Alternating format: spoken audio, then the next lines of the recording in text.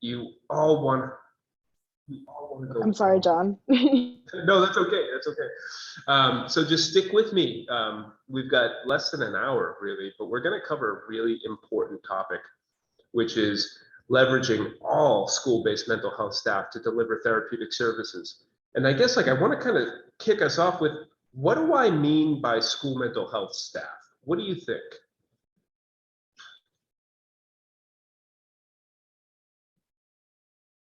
Who are the people I'm talking about? Guidance and school adjustment.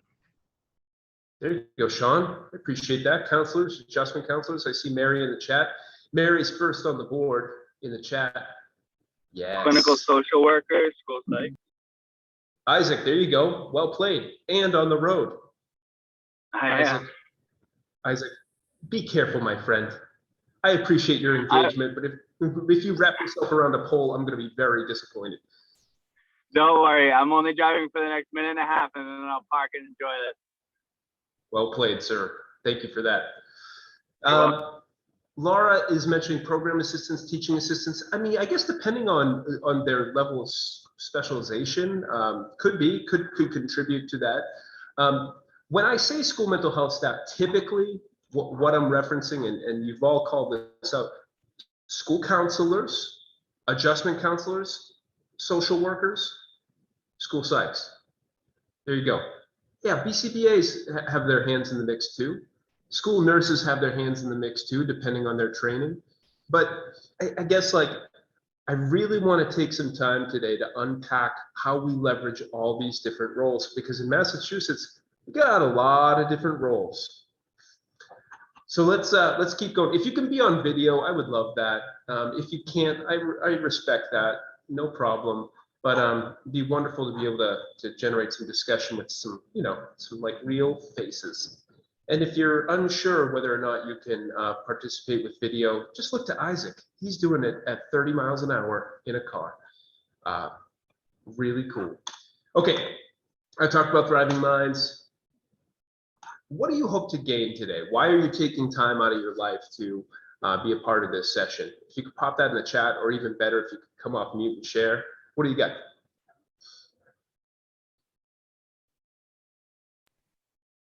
I would say social emotional needs are very prevalent as far as the supports that we need to provide to our students right now. And so I'm curious and looking at the staff I currently have, are they best being utilized? Am I missing something? Is there another way to be thinking about this kind of support? So that's why I joined. Kimberly, you're like right in the right spot. This is wonderful. If you're looking to uncover and question the way things are, it's going to be a good session. What else? Sarah? Yeah, I think I'm trying to figure out how to keep things from getting mushy in terms of boundaries and skills and skill sets. I mean, I think we have been, for better or for worse, pretty siloed in our roles. And so I guess I'm trying to get some clarity about, if we're going to unsilo ourselves, how do we still stay in our lanes? Does that make sense? Yeah, no, that makes sense. That's cool. Thank you, Sarah. Assist thing, that lane keeping assist thing that we have on our cars, how do we do that professionally as well? Yeah, awesome. I appreciate that. What should I read this summer? Any good recommendations? Come on, hop in the chat.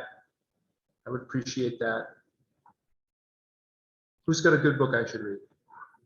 Something you're reading right now and you're like, this is the one.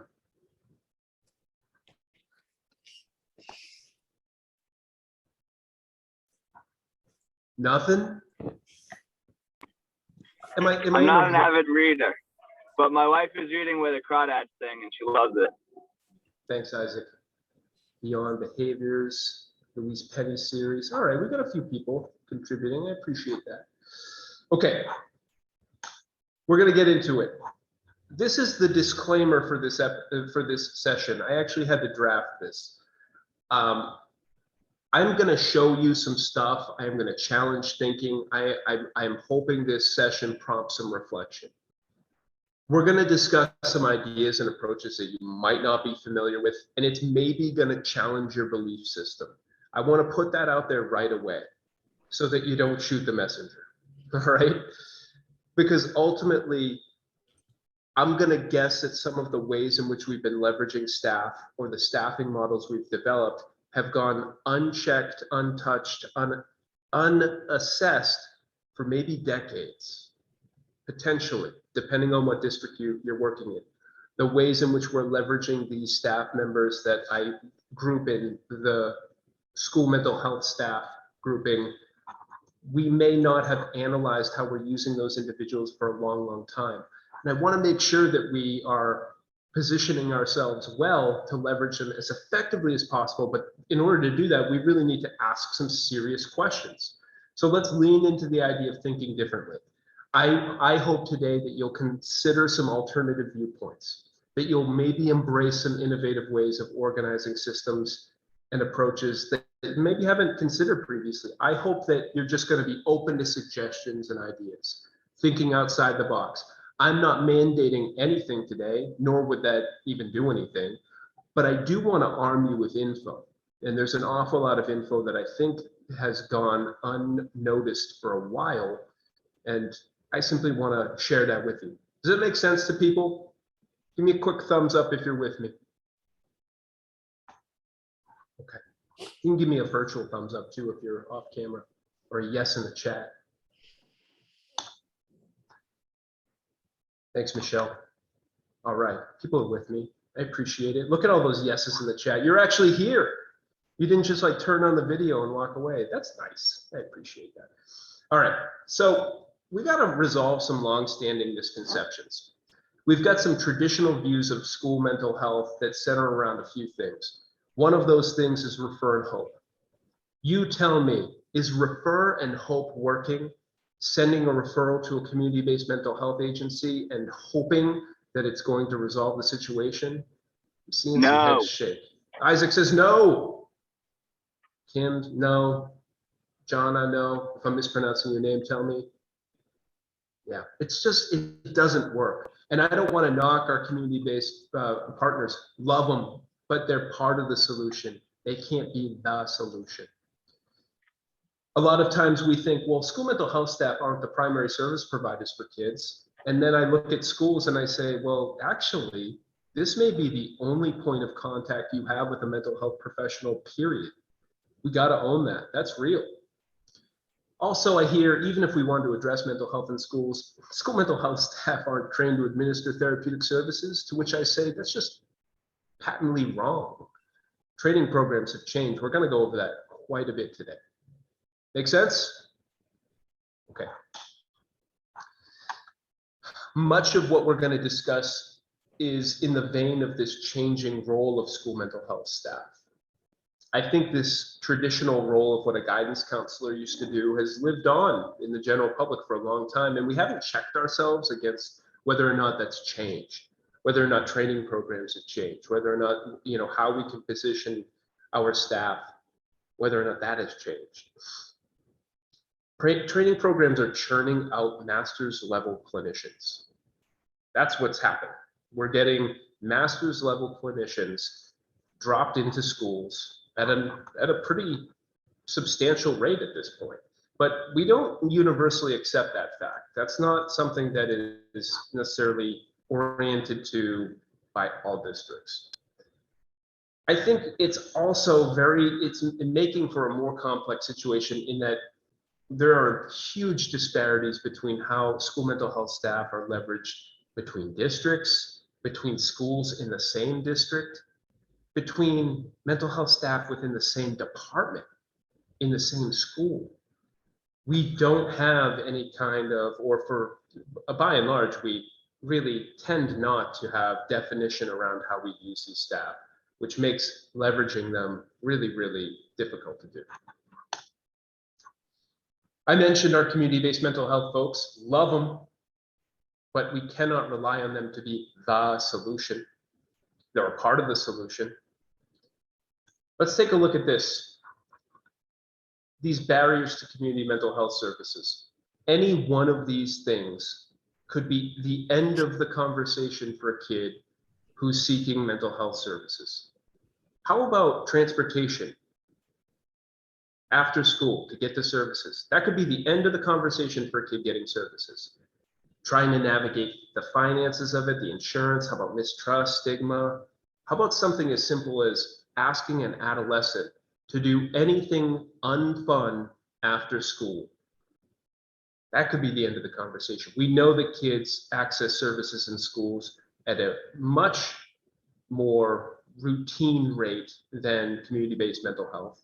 We also know that the likelihood that they'll continue through services and actually complete treatment is much greater if the service is offered during the school day. These are the national show rates, so the average national show rates for treatment in an outpatient setting. What I want to orient you to is the fact that 28% of kids don't make it to their first appointment. There's refer and hope out the window right away. The attrition rates drastically increase after each session, such that after 12 weeks of service, you've got about 91% of kids who have dropped out of services. Did we know this? Were we aware of this? Did we have a sense of it? Maybe. So I guess when I look at this, I'm having a hard time seeing community-based mental health agencies as being the solution to prevalence rates that sit in the 30s and 40s for kids. Prevalence rates for anxiety and depression at a moderate to severe rate. I want to run through a data set with you. And right now we're just setting the stage to justify why school mental health is so important to begin with. Picture 100 kids, okay? Based on our knowledge of our identification of kids with mental health needs, 50% will never be identified that actually need services. So we're starting off on shaky ground to begin with. Of those individuals that actually do get services, 75% get those services in schools nationally. It's also the case that when we factor in the show rate numbers that I just shared with you, we're looking at an incredibly small percentage of kids that get minimal level of care. We're talking about less than 5% who actually will be identified and get care such that they're receiving the minimal level of care to make change. And all this to say, schools are already the primary source of mental health services for students. And if that's the case, we've got to act like it. And we have to position ourselves well to do that work effectively. Massive advantages to school mental health. We are the prevention arm of the mental health system writ large. We have to own that. We don't have to wait for things like diagnosis and crisis. We can provide proactive and preventative care to kids before it gets so bad that we better do something. We can engage in early identification, find problems when they're small, address those problems effectively in a setting that kids are comfortable with, and with a team of individuals. We cut through waiting lists. We provide an opportunity for safe treatment, and again, in a comfortable setting with individuals that the kid knows already. Massive, massive advantages. We are uniquely positioned to do this work. Think of a practice like universal mental health screening. Give me a quick thumbs up or a yes in the chat. Do we know what universal screening is? Yep. People know what this is. Yes, Laura, Catherine, thank you for that. RBIT. Colleen, thank you. So there is a institution that is better positioned to engage in a practice like universal screening than schools. Quite frankly, we are the only institution for which that makes sense. So the onus is on us to keep this work going. I think this kind of speaks for itself, why schools need to address mental health concerns directly. Well, again, uniquely positioned to do this work, direct, consistent contact with kids, access to services on an ongoing basis. It's also the fact that when we don't provide the services and supports that students need, they don't achieve the outcomes, academic or otherwise, that we want for them and that they deserve. So an investment in school mental health is an investment in all the other outcomes that stakeholders care about, like academic outcomes, post-secondary outcomes, all of those things are mediated by mental wellness. And here are all those benefits of providing mental health services. I also want to just mention, like, mental health is good because it's good. I need no other reason to promote it, but it does also mediate all of these outcomes. So far, setting the stage for why this is important. Does this make sense to people? You with me? Okay.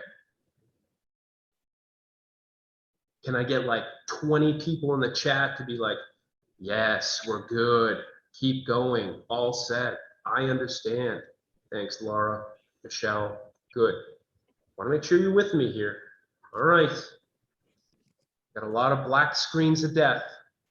Whew. Trying to navigate that. Here we go. Let's bring it together. We know that mental health problems are pervasive for our kids. It's only gotten worse after the pandemic. It's also the case that community-based mental health agencies are a part of the solution, but not the solution. Part of it. Students don't make academic progress when their mental health needs go unmet. If we're going to make a commitment to schools improving academics, then we better make a commitment to schools improving mental health. And we are uniquely positioned to do this work. We've got the training, we've got the positioning, we've got the access, we've got the resources. Okay, one more question, and then we're going to get into some content that will be maybe jarring for some of you. But again, I ask you to lean in. I ask you to be open-minded and to consider alternative viewpoints and to push your thinking. According to the National Institute of Mental Health, how long does it take on average for an individual to secure mental health services from the point at which they start to experience symptoms of a mental health problem? What do you think? For those of you that know the answer to this and have seen this presentation before or this question asked before, I ask that you recuse yourself. Daryl, 1 year in the chat. I do need audience participation for this one. 3 years. Gene, thank you. 6. Isaac. No, I was gonna say 6 months. All right, fine. I'm being optimistic. Someone's got to. Thanks, Isaac. 3 months, 2 years, 1.5 years, 2 to 3 years. Certainly no Pollyannas here. Friends, what would you say if I told you it was 8 to 10 years? The national average wait time for a kid to get services after the onset of a mental health problem is 8 to 10 years. What do you think about that? Daryl's surprised.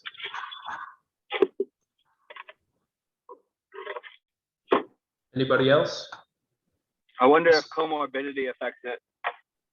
Maybe Isaac. Sean thinks it's outrageous, sad. Insurance company make a lot of barriers, okay? It's awful, Gene, yeah. I'm not thrilled with this statistic. I'm also not surprised.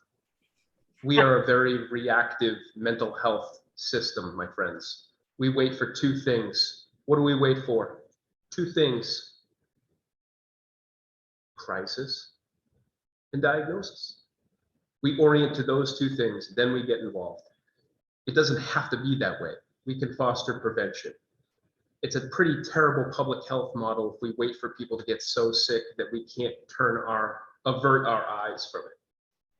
So I offer this because, again, schools are the prevention arm of the mental health system writ large.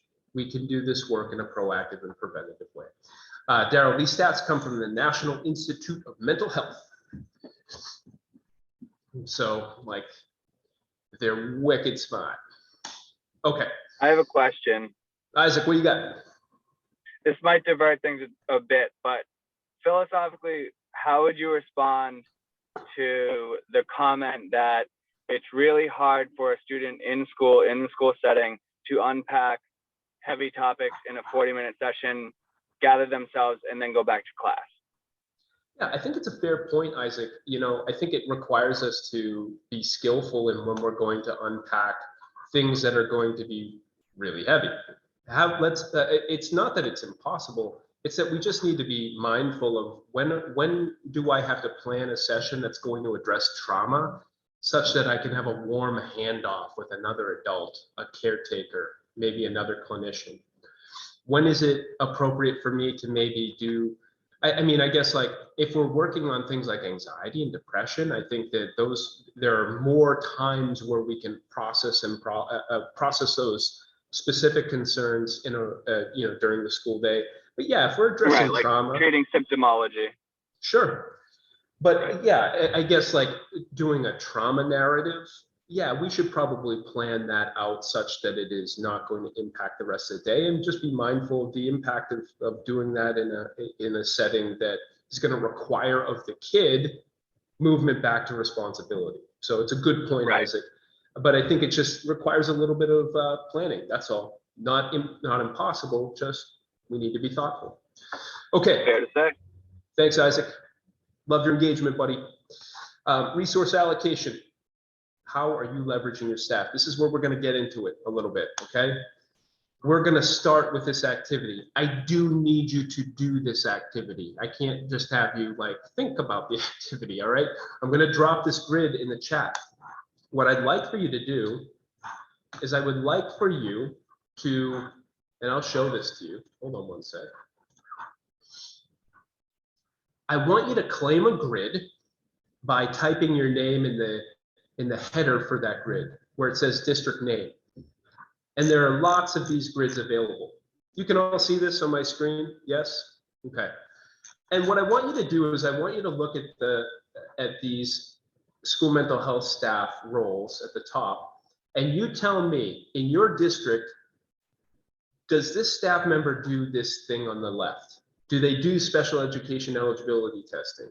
Do they make referrals to outside providers? Do they engage in crisis response? So we've got the district name of Squirrel, which is adorable, whoever did that. And they are entering that school psychologists do special education eligibility testing. So if you could all take, I'm gonna say 5 minutes to fill out this grid, I would truly appreciate it. This is gonna drive some discussion in a big way for the next 34 minutes. 5 minutes. Does this make sense to people? Give me a quick thumbs up or a yes in the chat.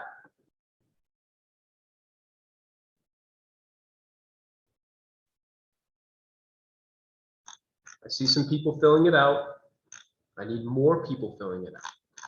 These data are going to be aggregated, friends. I also want to point out that I have separated school social worker and adjustment counselor. Some savvy people in the room are going to say, excuse me, my friend, those are the same license. To which I will say, yeah, well, how come you all treat them differently then? Because you do.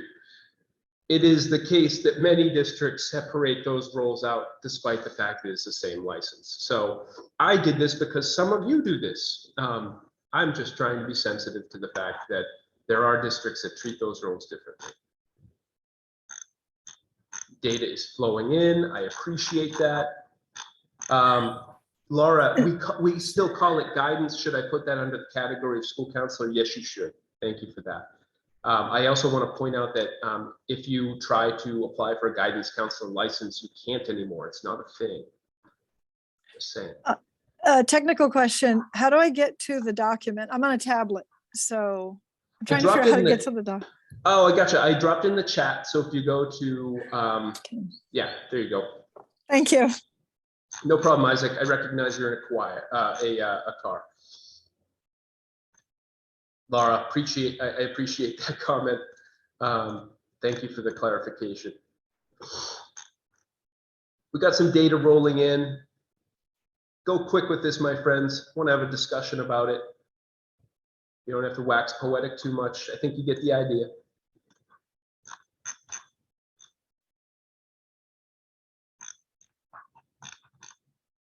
Swampscott's moving through. Northborough, Southborough, thank you for that. Keep moving, keep moving. Shrewsbury, good. North Andover, good. Keep going. Don't forget to claim your grid at the top in terms of the name.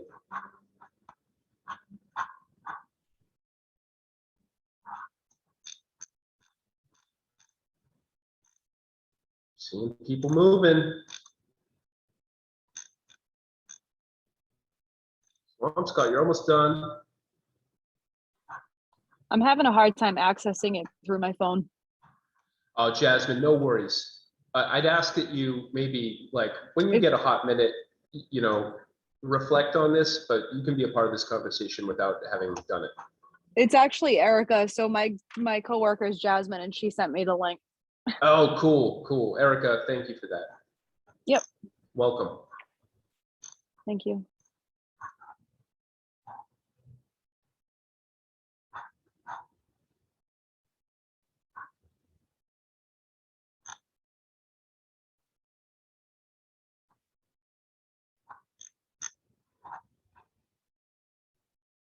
I'm gonna give you 2 more minutes. Let's wrap it up, okay?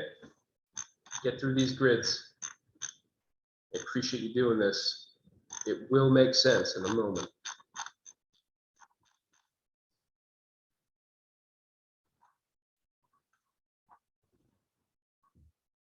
Give me a thumbs up if you're done. Thanks, Kimberly. Laura, thank you.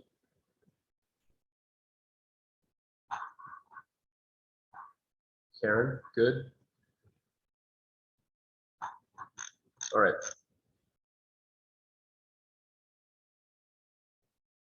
Heidi, no problem.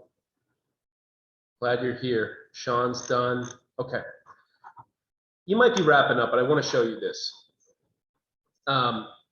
This is the aggregate data from all of the districts that participated in this staffing model activity within the past 5 minutes. I've done this with a bunch of different cohorts. So this is your cohort's data. This is the data from the group sitting in this meeting. What do you notice about this aggregate data? What is just like screaming at you from this data set?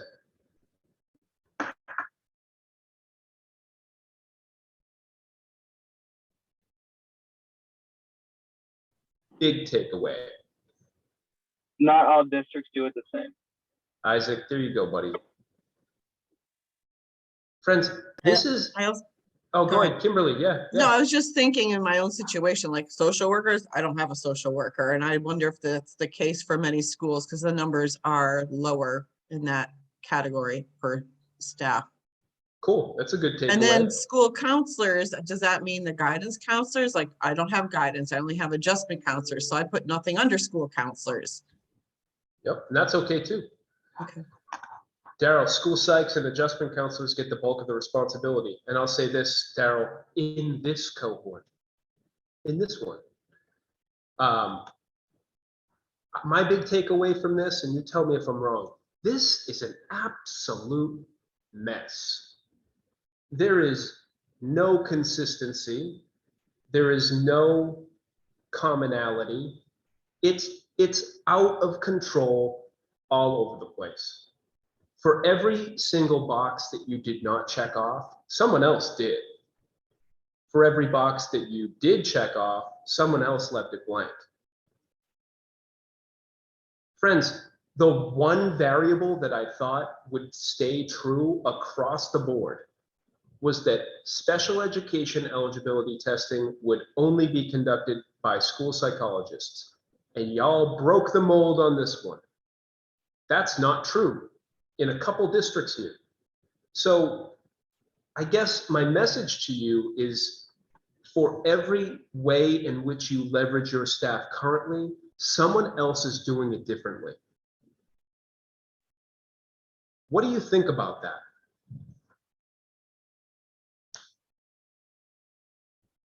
When you compare your grid to maybe the grid of someone else, are you surprised? Is it raising questions for you around like what you could be asking your people to do? What do you think? I need to hear from you.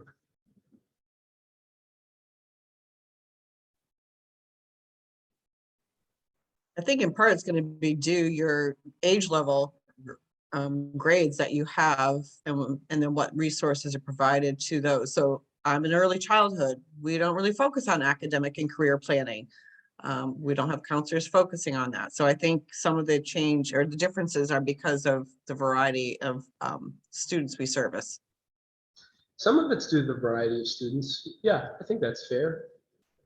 Sarah, what do you got? I was just gonna say, I think it's also very dependent on how experienced your staff is. And I mean that in two different ways. So for example, our guidance counselors, school counselors have been out of school for more than 10 years. And so the training's changed. The training is different.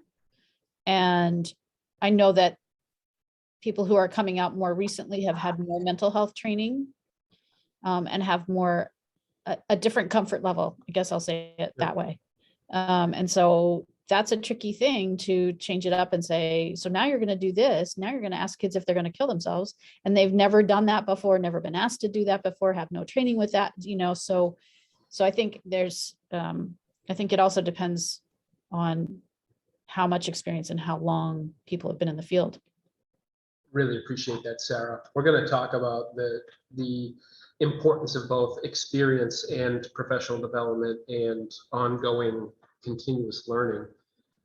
I guess the good news that I take from this grid is, gosh, there are lots of school counselors, school psychs, school social workers, and adjustment counselors out there that are doing all the things aggregate. And perhaps we should consider, and again, I'm just saying consider, whether or not we need to be so black and white with the roles that we set for these individuals. Because it would appear as though, based on this, there's a massive amount of overlap in terms of the skill sets that people bring to the table. And in some districts, they've turned on that skill set. And in others, they maybe haven't. And there are a lot of factors at play there. One thing that I'll throw out is that at the end of the day, this staffing model that you put together is a function of your local decision. You make the decisions about how you leverage staff. And right now, this is probably a function of some decisions that were made years ago, maybe unchecked for a couple decades, perhaps. Worth considering, because if we don't put this under a microscope, then we can't improve it, ever. It's also the case that these staffing models might have been put in place by an individual that maybe didn't really understand what they could ask of a school counselor, of an adjustment counselor, of a school site. Clinical leadership and supervision is a really critical component of creating a staffing model that leverages mental health staff effectively. And in a recent survey with consortium districts, we learned that 69% of respondents reported that they have no individual that is providing clinical leadership and supervision in their district. So that undermines the ability to create a staffing model and to leverage these people for all they're worth, because they have an awful lot to offer. Okay, I appreciate you engaging in that with me. This is another staffing grid from a different cohort. You can see some of the other stark comparison, like it's still the mess, right? But I heard the comment, well, like adjustment counselors are doing the bulk of the work. And in this one, it's school counselors and adjustment counselors. It's so interesting. I never see the same grid ever when I go through this. And it's good information to have. It puts the onus in our hands to make the change. We've had the follow-up discussion. So I want to talk about further considerations for staffing models, and just offer these questions that you might want to ask. Does your district have a written formal plan for how staff in these SISP roles are assigned? Because if you don't, then you run the risk of maybe having them assigned to things that they really have no, or maybe we're not leveraging them effectively. I'll put it that way. Are your school mental health staff leveraged in the same way across your district, or is there huge variance? Because that's a problem too. Is there a clinical leadership structure in your district? I just mentioned this, because if there's not, then who's at the helm making clinical decisions, leveraging staff effectively, creating professional development opportunities for, to Sarah's point, those staff that maybe entered the field 10 years ago and need ongoing professional development to stay sharp relative to clinical practice. And what happens to our ability to effectively implement structured systems of support when there's a lack of consistency regarding how our school mental health staff are leveraged? At the end of the day, I think that we put ourselves in a position where we're not able to effectively address the needs of kids when we don't effectively leverage the staff that we have available. We have, oh, Jana. Thank you. Could you, so there's one other thing is understaffing. We have a middle school with grades 5, 6, 7 with one special ed teacher because they haven't been able to fill them. So these are kids not getting their needs met, becoming angry, and you're addressing that. Or you have kids with PTSD blowing up and it takes all your administrative staff to manage one child. Everybody else doesn't get it because there aren't enough people to go around. 100%. It's a both and for me. We need more staff. We need to use our staff more effectively. Both, for sure. But no, I can't turn a blind eye to that argument. We need more staff, 100%. But it's such a shame if you actually have staff that are being underutilized, but they're already well positioned to do the work. What a shame. I offer this as one option. It's just one option. I'm going to drop our staff posting in the chat. We've created a comprehensive staffing model that basically says this: listen, I don't care what license you have. If you have a license as an SISP in the state of Massachusetts, then you could work in our comprehensive staffing model. And the primary responsibility that you'll have is managing the services and supports for your caseload of students across all tiers and all domains of need. You're not going to find someone that just does the mental health thing over here, or someone over here that just does the academic post-secondary planning thing over there. We're leveraging the comprehensive needs of kids with a comprehensive staffing model that addresses wholly the needs of each student on their caseload. This does something for me, and you might have seen this on School Spring because we just posted. When we post in Methuen, I post for a school counselor / adjustment counselor / social worker / school psychologist, which means I don't have to cherry pick which role I want to try to hire. I actually get to take a look at the entire candidate pool every time we post, which puts us in a position where we can really look for individuals that are passionate about doing the work and not worry so much about their title, their specific license. We've done our homework around the training programs, and I'm going to show you some info in a couple minutes that highlights the massive overlap between these training programs. The core of what everyone does here: caseload management, services, and supports across all tiers. It's allowed for us to reduce caseload size and has promoted shared project management.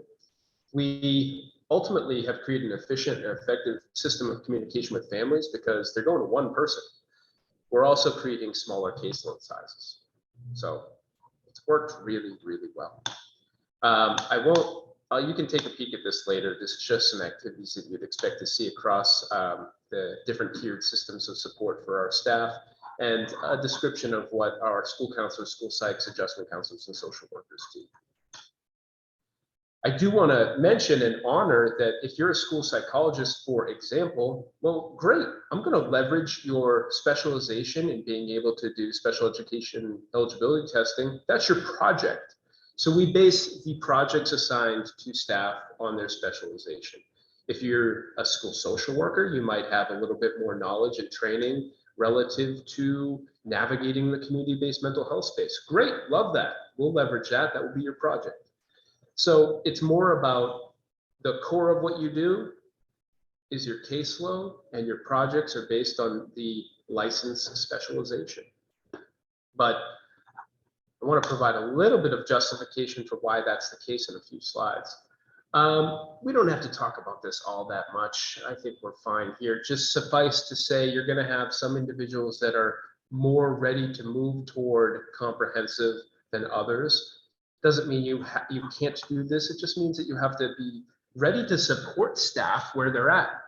I want to make sure that I provide great professional development and ongoing coaching and supervision to individuals that are maybe in the early to late majority in terms of buying into changing up what they do. we're talking about changing hearts and minds and professional identity here. So it's important that we do that with some support. Okay, here's some info.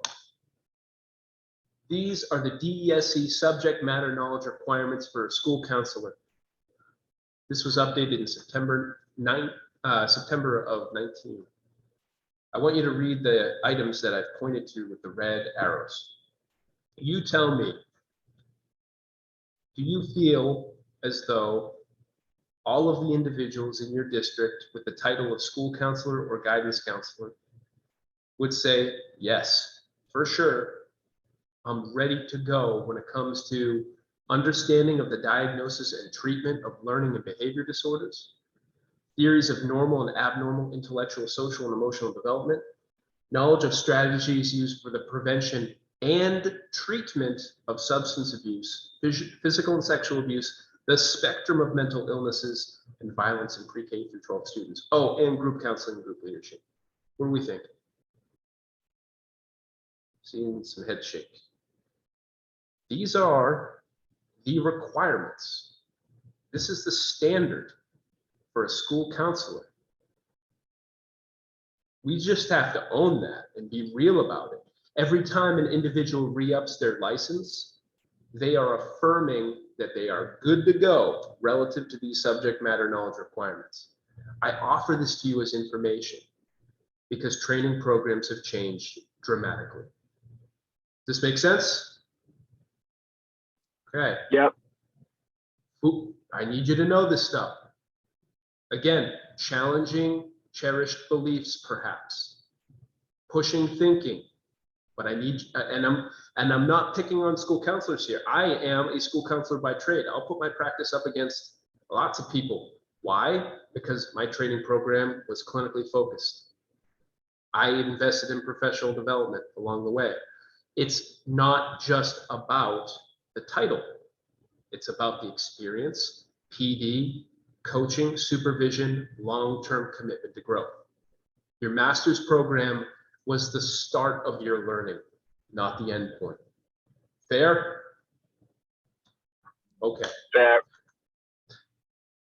What about this one? School counselor indicators. MASCA developed the indicators for school counselors for the evaluation rubric. Some of you might have adopted these. The proficient language for responsive services seeks out and implements evidence-based counseling theories and techniques to deliver short-term counseling interventions. When I talk about evidence-based counseling theory and technique, I'm not talking about anything other than something that ends in the word therapy. CBT, DBT, SFBC, SFBT, REBT, all the T's. Friends, this is calling out evidence-based therapeutic practice as the thing that school counselors should do to be proficient. And for those of you in the room that are wondering what short-term counseling interventions means, 3 to 6 months is totally appropriate. A year is appropriate.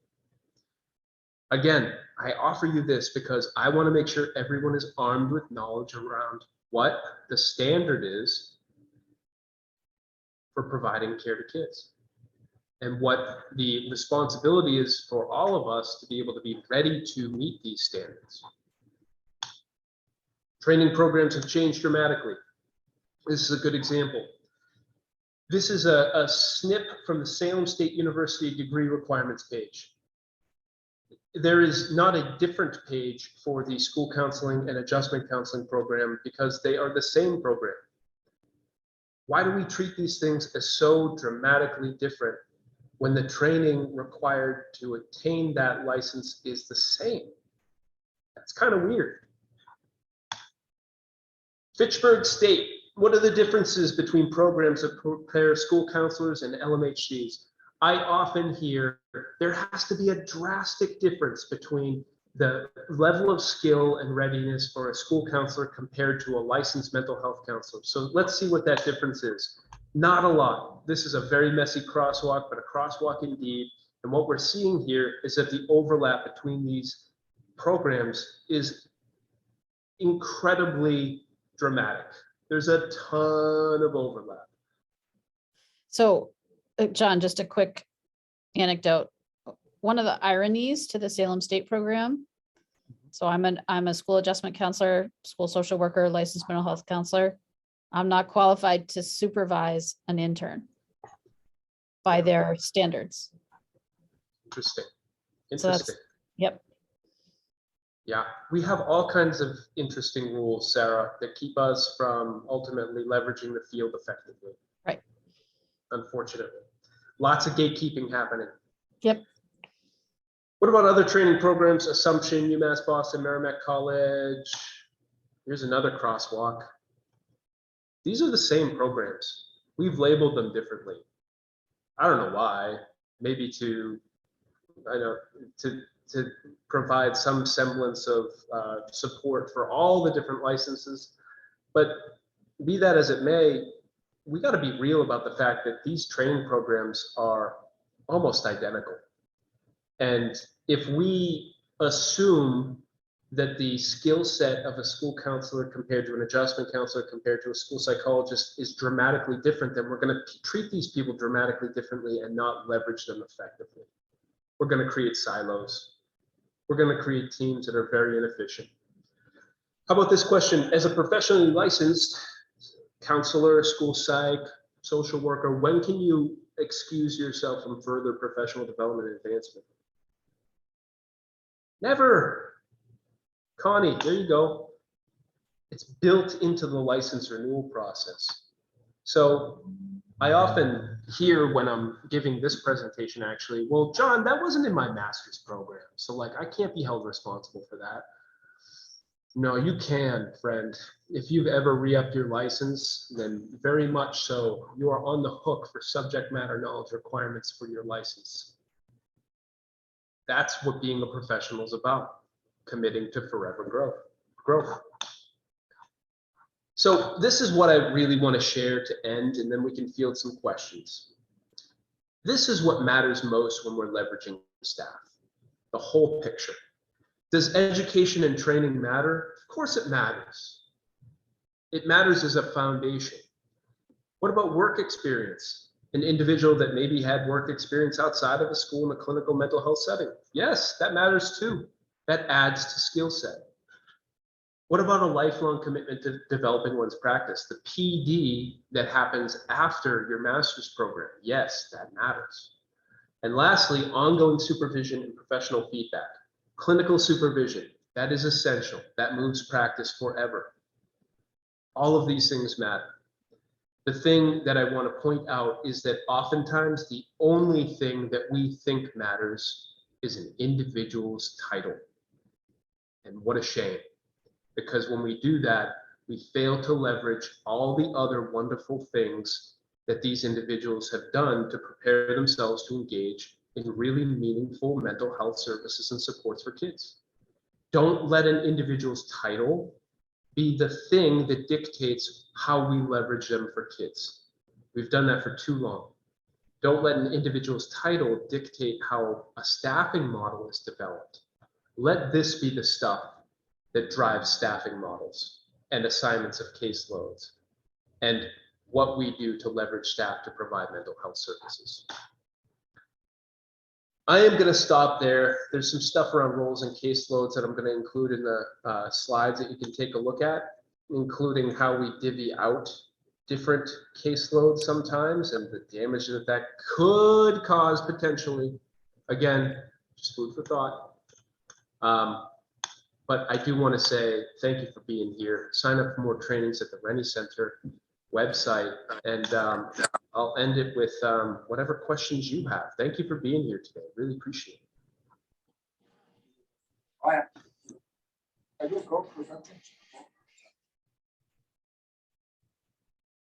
Thanks, Heidi. Any questions? I don't have any questions, but thank you, John. Thanks, Isaac. Appreciate you being here. Thank you, Felicity, Sean.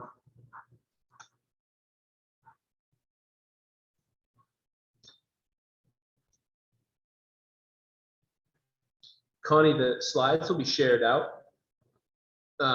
You'll get them in an email. Thanks, Daryl. Appreciate that, Laura. It's been really interesting working as a therapist part-time outside of the school. I've only been here since the beginning of December, and just the desperate need from both areas, that it's really hard to step back from therapy to focus on this, but I'm pretty exhausted, so it makes it hard.